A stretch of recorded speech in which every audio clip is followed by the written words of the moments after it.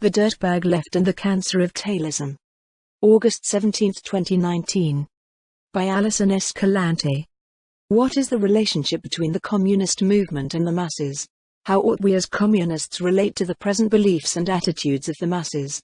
Must communists meet the masses where they are without challenging their current beliefs, or is the task of communists to challenge the often reactionary views of the masses? We might also ask, are the masses mostly committed to reactionary ideology in the first place? These questions are crucial for the development of a communist movement truly grounded in the masses. Communism cannot be a detached intellectual movement which dictates abstract beliefs to the masses from on high. Similarly, communism is the real movement which abolishes the present state of things. It is the movement which undertakes a ruthless critique of all that exists. Communists cannot simply leave the world as we found it. Our fundamental task is to change it, and that means changing the ideas and beliefs that people hold alongside changing the material conditions in which they live. One can hardly achieve one of these goals without the other. In trying to find the correct relationship to the masses and their beliefs, communists must be careful to avoid both the errors of tailism and commandism.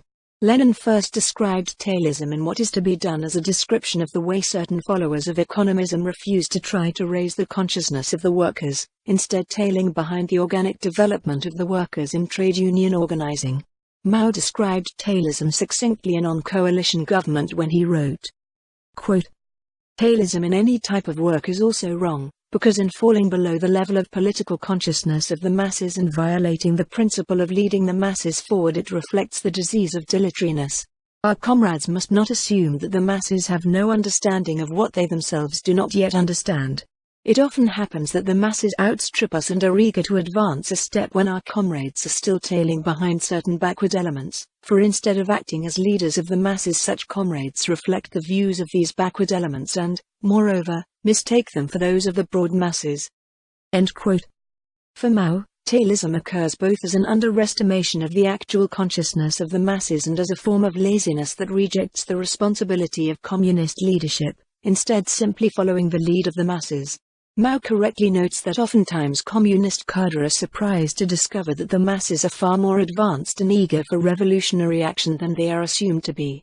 He also suggests in this quote that the goal of communists should be to find and lead the most advanced elements of the masses instead of falling behind the leadership of the most backwards and reactionary components of the masses. Tailism is a constant risk for communists, especially those organizing in North America. Anti-communist ideology runs deep here, and the masses have been subjected to a lifetime of indoctrination and propaganda. It can be profoundly difficult to build bridges with the masses while maintaining a Marxist line. We often see the successes of social democrats and liberals in gaining followers and assume that compromising our line might be a necessary step to reach the masses. This makes tailism not only something which we can accidentally slide into, but an alluring strategy for many Marxists. Dirtbags and chauvinists. One of the most visible instances of tailism within the North American socialist movement today is the so-called Dirtbag Left. The term was first used by Amber Frost of Chapo Trap House, a vaguely DSA-affiliated podcast. Amber herself has embraced a particularly chauvinist line, insisting on the use of slurs and general edginess in place of revolutionary political content. The Dirtbag Left extends beyond Chapo Trap House, with other podcasts such as Red Scare, Dead Pundit Society, and Cumtown often being associated with the term. Unsurprisingly, the only organizational correlate to this largely online subculture exists within the Democratic Socialists of America. While the DSA is highly internally fractured, there are certain right-wing elements which associate to varying degrees with the Dirtbag Left. Chapo Trap House is a nominally DSA-affiliated podcast, and Red Scare has some popularity among the right of the DSA. Furthermore, the Dirtbag Left subreddit /r/stupid poll is primarily centered around opposing identity politics within the DSA from a right opportunist and chauvinist position. More concretely, the recently formed Class Unity Caucus within the DSA has positioned itself as a representative of normie socialism within the organization. Normie socialism is itself a term coined by the Dead Pundit Society podcast. While class unity is correct that the DSA is dominated by petty bourgeois individuals and rejects mass struggle against capitalism, they ultimately only offer more tailist and opportunist solutions to these problems. Class Unity frames their article as a response to certain events that transpired at the DSA National Conference. In particular, their article title "Let Them Clap" is a reference to a now infamous clip from the conference in which a speaker requests that people not clap, instead using ASL clapping, because the noise from it can be difficult for people with sensory processing disorders or autism to deal with. This clip received mockery from both the right and the left, with Tucker Carlson mocking it on his show and former Dead Pundit Society co-host Amy Therese claiming that Tucker had successfully made a critique of DSA from the left.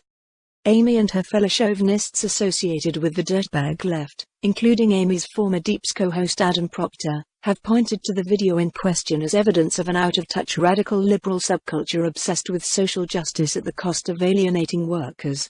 In essence, the problem they see with the video is that it is weird and out of touch. On the one hand, it is true that there is an activist subculture focused on reproducing organizational projects totally disconnected from the masses. This subculture does often opportunistically weaponize identity in order to silence opposition, and it does often alienate those who are not familiar with its insular norms. This is a real problem that needs to be addressed. On the other hand, questions of accessibility are important. Many of our comrades are disabled in various ways, and disabled people have a vested interest in organizing around the overthrow of the capitalist system which treats bodies as productivity machines with an accompanying set of expectations regarding ability. Our organizing meetings must be open to and built to accommodate the needs of disabled comrades. Given that both these concerns are relevant and legitimate, we must ask if the Dirtbag Left is correct that they are at odds with each other. The Dirtbag Left assumes that the discussions of accessibility are an example of out-of-touch subcultural fixations on identity, but this is not the case. In fact, many disabled workers would likely be particularly excited to see their needs being considered at a socialist meeting. The proof that the Dirtbag Left points to in order to substantiate their claim that these concerns alienate the masses is the response of certain right-wing social commentators. Chauvinists like Therese look to Tucker Carlson's mockery of the DSA as evidence of this, as if the opinion of fascists ought to be used as a gauge of the left's connection to the masses. Another popular chauvinist associate with the Dirtbag Left is Angela Nagel, who went a step beyond Therese and actually went on Carlson's show to mock the DSA convention. Why exactly would socialists not only look to the opinions of fascists, but go a step further and collaborate with them when trying to demonstrate that concerns for accessibility are alienating to the masses? The simple answer is that the Dirtbag Left and the various opportunists who orbit it are plagued by the cancer of Tailism.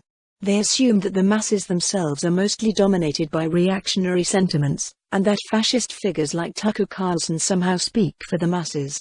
These same opportunists often argue that the working masses constituted the social base for the rise of Trump, and must be won over to the left by appealing to their reactionary attitudes. There is of course no evidence of this. Most of the marginalized masses in our society do not vote for either Republicans or Democrats, and many are fed up with the political system of capitalist democracy and are in search of something better. Furthermore, we know that the idea that the Trump election somehow demonstrated that the working poor was by and large invested in fascism is based on a misreading of polling data. There is no reason to think that Trump or Carlson speak for the masses today, and there is no reason to think that the masses are irreparably steeped in reactionary ideology. The assumption that the masses are by and large reactionary, and that we must tail them by failing to challenge their reactionary ideas and attitudes is exactly the phenomena Mao warns us about. How can we not think of the Dirtbag Left when we read Mao's complaints that our comrades are still tailing behind certain backward elements, for instead of acting as leaders of the masses such comrades reflect the views of these backward elements? The Dirtbag Left looks to the most backwards and reactionary workers, mostly white settlers, and argues that we must center them in our organizing. This leads them to conclude that fascists like Carlson do in fact speak for the masses. They assume that attempts to address other forms of oppression on the basis of race, ability, or gender will necessarily drive away workers, because they assume that the most reactionary workers are representative of the masses on the whole. This is a huge mistake and a cancerous idea that infects all segments of the American left. This tailist position assumes that disability issues are a side concern which should be separated from socialist organizing because they distract from class issues and make workers feel uncomfortable. This is a huge mistake, as the American Community Survey estimated that over 1 in 10, 12.8%, Americans is disabled. The median income of disabled Americans is $22,047, about two-thirds of the median earnings of people without disabilities, meaning that disabled people also have a vested interest in opposition to our current capitalist system. Disabled people are a crucial population for organizing.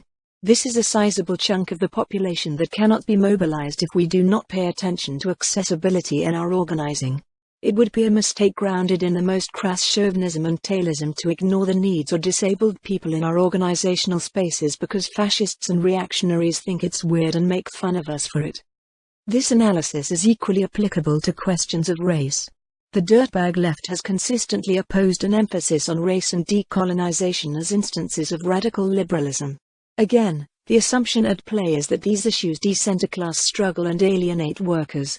This claim that an emphasis on race alienates workers of course must assume the default worker to be white, as black and indigenous workers would be more likely to be attracted to our organizing if their needs were specifically addressed. This assumption reveals the fundamental mistake of the Dirtbag Left and their particular brand of Tailism. They assume that the segments of the masses which are most reactionary in their outlook, white settler men, represent the default worker we must organize around, as if the movement against capitalism in the Americas has not been led by black and indigenous movements mobilizing against white supremacy and settler colonialism. The future of socialist organizing does not lie in appeals to the most reactionary and backwards workers but in organizing in solidarity with oppressed nations, disabled people, and all the most marginalized who have the most interest in seeing the capitalist world system overthrown. It is true that the American left is trapped in the reproduction of an insular left-wing activist subculture that alienates many, but this is because the American left does not actually serve the people, instead opting for organizing projects that build new NGOs, create new front groups, and endlessly lead protests. The American left's insular subculture can only be addressed through direct connections with the masses, by hearing their needs and meeting them, and by educating them in scientific socialism. The mass line must be studied by all American socialists so that we can build real connections that transcend our subcultural insularity. We cannot, however, build connections with the masses by refusing to challenge reactionary ideology and attitudes or by ignoring the needs of our disabled or racially marginalized comrades simply because meeting their needs might make white settlers uncomfortable. We will never build connections with the masses of oppressed nations who daily fight against white supremacy and settler colonialism if we decide that Tucker Carlson's opinions ought to guide our approach to organizing. There is much to criticize the DSA for. While it has many internal factions, it mostly functions in the national level as the left wing of the Democratic Party, and pulls in radicals who attempt to change it from the inside instead of engaging directly with the masses through mass work. I do not write this to defend the DSA or their convention, but to point out the cancerous ideology that has infected their critics on the Dirtbag Left. The future is not with reactionaries and tailists, it is with the masses. Leave the Dirtbag Left in the past. Isolate them and combat their tendency. They have nothing to offer us, and will only lead us down the road of chauvinism and opportunism.